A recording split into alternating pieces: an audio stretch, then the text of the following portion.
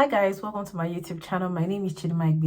If you're seeing my face for the first time, welcome and welcome back. And if you are an OG on this channel, thank you for sticking with me. Even though I've been so inconsistent, you guys have still been here with me. I am so grateful. I do not take you all for granted. So this video is going to be like a mini life update or a major life update, because this is like the first video in like 3-4 months, and I have a lot to tell you, but I don't know how to squeeze it all into one video.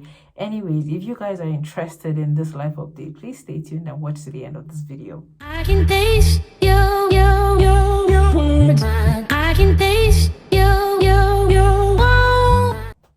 Okay guys, welcome back. So in this video, I'm just going to be telling you what I've been up to since we moved to the UK. So when we first got here, we stayed in London for like 3 weeks. My school is in Nottingham. I'm at Nottingham Trent University, so definitely we couldn't stay in London forever. So at some point we had to move down to Nottingham. But while we were in London, we were frantically looking for accommodation. You guys know that when people move to the UK, one of the very first hurdles that they have to go through is searching for accommodation. So this is something that stressed us out.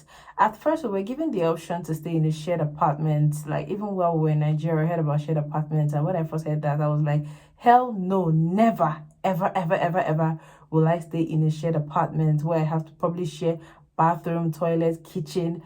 I do not know how to share. And this is me. This is how I was screaming, no, as if I had an option.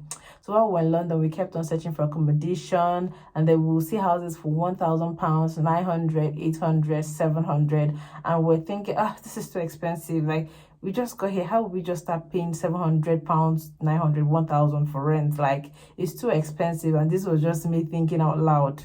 Or more, I did not know that we were getting into it. Like, we were going to get to that point where we wouldn't have any choice but to go for those houses that are so expensive, because people were looking for houses at the same time. Like, a lot of people were moving into the UK at the same time. The Indians, those from Pakistan, those from Nigeria, Ghana, different countries, they were all pouring into the UK at the same time we came into the UK. So just imagine all those people competing for accommodation at the same time. Then we would book viewings. We'll come from London to Nottingham. We would book Airbnb and stay there for like 3 days, hoping to do some viewings and then get some really nice houses.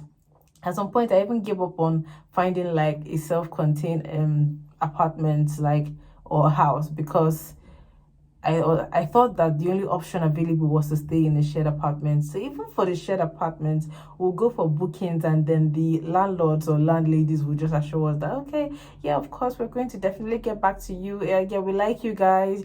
You guys look like really good people. For sure, we'll get back to you. And then we'll go back to our Airbnb and relax and be like, they're going to call us. Definitely, we're getting the house. And then all of a sudden, we won't hear from them anymore. And then when we contact them, they'll be like, oh, sorry, someone else took the house. And we'll be like, but you assured us we were going to get this house. I'm sorry. Bye. Literally in that voice. It was so frustrating. I don't even want to go into how stressful it was. Like, while I was battling with school, I would still be thinking about the accommodation. So it was, I think I'm telling this story in a very jaga way. Let me go back to the drawing board and see exactly how it happened. So we eventually got to stay in a shared apartment, and it was not a nice experience, but it was bearable because we were sharing the apartment with people that we knew. That's why it was bearable. It was frustrating to have to share a toilet, a bathroom, kitchen with other people, but it was bearable because we were sharing with people that we knew and one extra person that we didn't know. So in the case of where you have a small kitchen, you have to probably wait for one person to finish cooking before you go in to cook. And this process was not about that life, but I became about that life. So guys, it's getting dark and I really need to wrap up this filming because it's that time of the year when it gets really dark, like when it's like 2 o'clock, 3 o'clock. So it's getting dark and I don't have the ring lights, that kind of filming equipment. Since I got here, I didn't come with any filming equipment. So I have to make do with bright daylight or probably wait till the next day when it's brighter. So I'm just going to like try and hurry up in this video and let's just get to it. So at this point, I was already in school, trying to settle down, I was attending pre what's that thing they call it? induction lectures anyways. So I was in class like every day at that point. It was difficult also searching for accommodation at the same time because we were basically confined to one room in the apartment and then being able to use the kitchen and the toilet and all of that. But it was still frustrating because I'm used to having a very large space and now we have to manage this small space. So at the same time, we're just searching frantically for accommodation. We're going for different viewings while still staying in the shared apartment. We'll go for viewings and then they'll tell us, we'll get back to you, and then they don't get back to us. Or if we eventually call them back, they'll tell us, oh, the apartment has been taken. I don't think I want to go through all the hurdles we passed through searching for accommodation, but after about 1 month of searching, over a month actually, we finally moved to this house. So we got a house that is unfurnished. And when they say unfurnished, it literally means unfurnished, like nothing. Many people who are coming to the UK for the first time would prefer to go for a furnished apartments where they already have probably chairs in the sitting room, beds in the rooms, kitchen equipment, fridge, freezer, and stuff like that. But this house came totally unfurnished, like no window blinds, no fridge, no freezer, no kitchen utensils, no kitchen equipment, no electronic appliances, nothing, like basically empty. But the good thing is that we came into a new house. It's like a new build. So everything in the house is brand new. So you have to start furnishing by yourself, buy new things. This is the part that really got me tired, furnishing the house from scratch, like literally from scratch. And then you think about the fact that, okay, coming from Nigeria, like you literally had everything you wanted or needed in your house and you sold everything off to come to a country where you literally have nothing, and then you have to start furnishing from the start. Guys, we started furnishing the house from the scratch, like literally every spoon, every knife, every fork, every microwave, like every single thing. Yeah, just think of the things you use in your house that you don't necessarily take account of, like you just take it for granted. Yes, I have a spoon in my house, I have a plate in my house.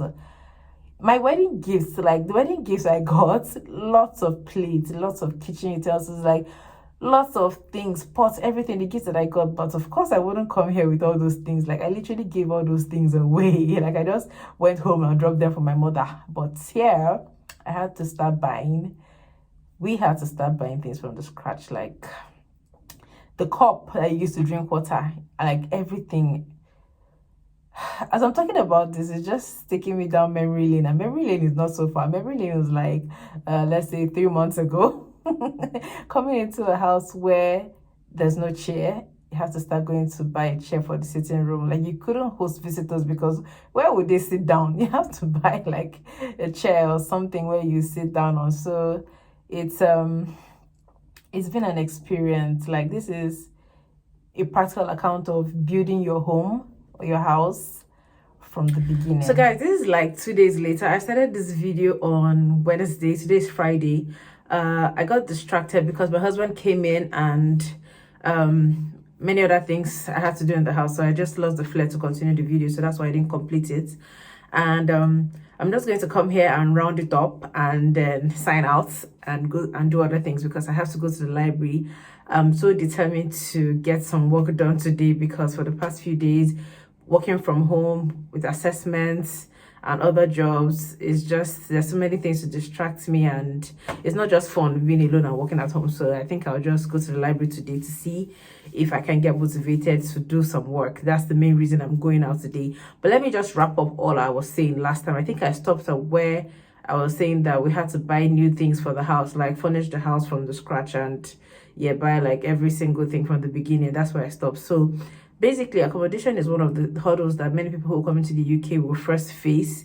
For some people, they do not go through that because they have people who would accommodate them for a while they take their time to search for houses. But for those who do not have that luxury, you probably have to go through a lot. So when it comes to viewings, being rejected, being turned down, the kind of documentation they request, they tell you to bring 2 guarantors. For the guarantors, they want to see the guarantors' pay slips, they want to see their bank statements, they want to see their offer letters, they want to be sure that these people are gainfully employed, so that if you decide to default on your payment, even if it's not a decision that you made, but life happens, maybe the income you were expecting for the month did not come through as you expected and you have to default, they know who to hold, they hold your guarantors. So the paperwork is just a lot. The competition for these houses is a lot. the cost of living, it's already a lot. For example, where I stay in Nottingham is not considered to be an expensive city. However, when it comes to accommodation, like it's beginning to compete with the likes of London, Birmingham, and so many other highbrow areas that are considered to be expensive. Only in the aspect of accommodation. I'm not talking about in terms of buying other things like food stuff and other things. No, but when it comes to accommodation, it has become quite expensive, and I guess it's because of the university. The attraction to this place is the University of Nottingham and Nottingham Trent University. So these are things that make the area so expensive. And I know that it's not just in Nottingham that people are experiencing the high cost of living and accommodation issues. Other cities in the UK too, I've heard people complain. I have friends in other cities who I talk to, and then they complain that, oh, it's so expensive. Trust me, it's becoming something else. But anyways, that's just one of the plenty hurdles. Talk about finding a job. That one too is another. I think I should make a separate video for this one, because I guess the stories we heard, the videos we watched, is different from what the reality is. My experience has been topsy-turvy, but I think I'll just tell you that in a different video. I'll just leave that for another video. Right now, I have been through the first term of school, and I must tell you that schooling here and schooling in Nigeria, they're two different ball games. Where do I start from? The good thing is that you get to interact with people from different countries, like talking about people from India, most especially. We have those from Bangladesh, have those from China, from Burundi, Malawi, Russia, Ukraine, different people from different places, and then you have to be in the same class with them, interact with them, learn from their experiences. They also learn from your experiences. The fun part about being in school is the way they have to pair you up in groups and you have to discuss. It's not like the normal classroom that we're used to in Nigeria, that you just come, lecturer will teach. You can even decide not to listen and your mind may be somewhere else. But no, this one is interactive. You just have to be in the class. You just have to be present.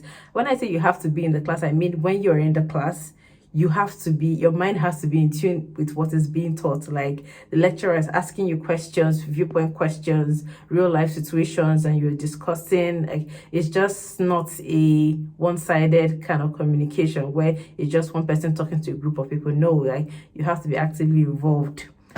How about the assessment? It's not a case of going to the internet to go and copy. You have to do quality work, like excess research. And when I say excess, I mean excess, like research far and wide. They tell you that, okay, sources like these are not credible. We expect you to research in places like this. This kind of information will not be considered as credible. So many things, basically. I think this video is just all over the place, but I think I'm going to film two videos, basically. One talking about my job hunting experience in the UK, and the other one talking about school life and how it has been for me, how it differs from the Nigerian education system that I'm used to. Anyways, guys, at this point, I think I'm rambling again. So let me just end this video, finish up my cup of tea, and pack up my things and head to the library. It's been fun gisting with you guys. If you have any questions for me, comments, anything you want us to discuss, please put it in the comment section. And oh, in this video, I haven't told you guys to subscribe, have I? Just in case I haven't, just in case I forgot to tell you to subscribe. Please subscribe, hit the like button, share this video, drop a comment, tell me how much you missed me. I'm telling you guys how much I missed you now. So you guys tell me how much you missed me.